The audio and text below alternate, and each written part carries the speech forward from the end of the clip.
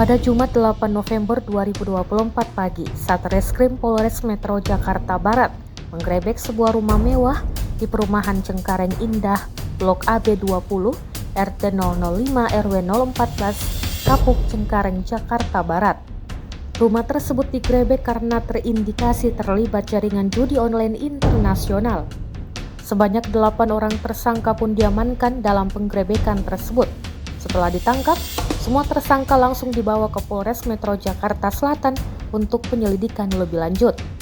Kapolres Metro Jakarta Barat Kombes Pol M. Syahdudi menyebut ada 3 klaster dalam kasus ini. Klaster pertama adalah peserta yang terdiri dari warga yang menjual atau menyewakan rekeningnya kepada tersangka utama RS. Pada klaster pertama ini polisi telah menetapkan 2 tersangka. Lalu klaster kedua adalah orang yang merekrut peserta. Mereka mengajak warga untuk membuat rekening yang kemudian dijual atau disewakan untuk digunakan dalam judi online di Kamboja. Ada 3 orang yang ditetapkan sebagai tersangka dalam klaster kedua ini. Sementara klaster ketiga adalah pemilik bisnis jual beli atau sewa rekening. Pelaku dalam klaster ketiga mendapatkan keuntungan dengan menyediakan rekening bagi bandar judi online di Kamboja.